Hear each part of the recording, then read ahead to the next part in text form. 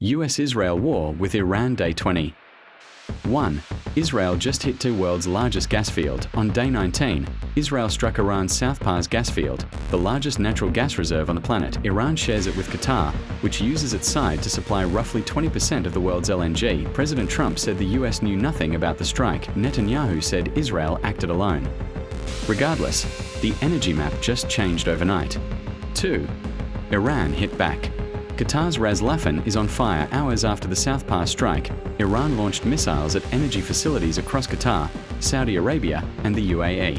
Qatar's Ras Laffan, one of the world's largest LNG export terminals, was hit and set ablaze. Qatar immediately expelled Iran's military and security attachés, declaring them persona non grata. Saudi Arabia said the little trust that remained in Iran has been completely shattered. 3. Oil is now at $115 a barrel. UP 80% since day one. Brent crude hit $115 Thursday morning, up from $71 when this war started on February 28th.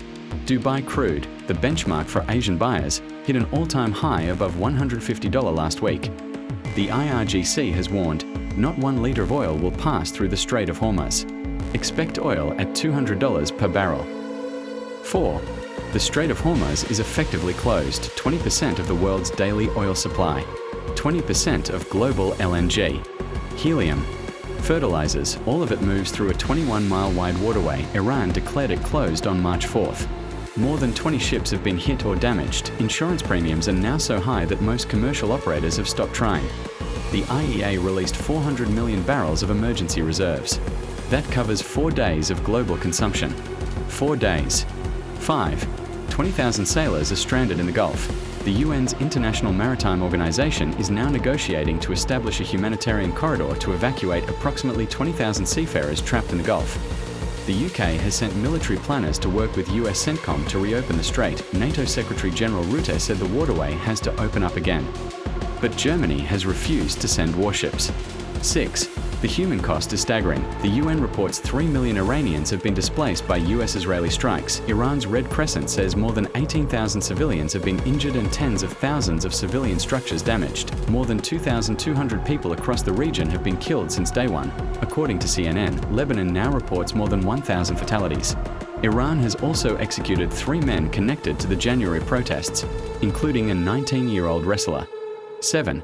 A US F-35 made an emergency landing after being hit. On March 19th, a US F-35 made an emergency landing after being suspected of taking an Iranian hit. Meanwhile, the US military has now conducted more than 7,800 strikes against targets in Iran and over 8,000 aerial sorties. More than 120 Iranian vessels have been destroyed or damaged.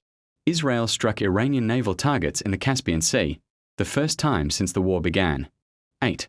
Tulsi Gabbard testified, Iran's regime is largely degraded, but intact.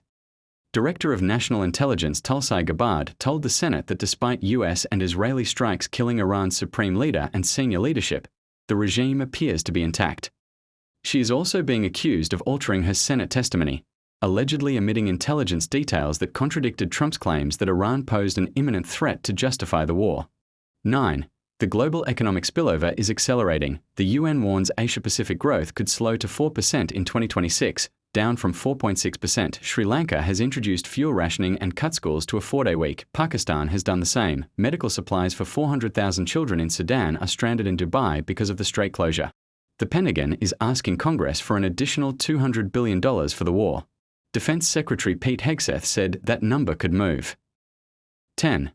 Qatar's Ras Laffan will take 3 to 5 years to repair.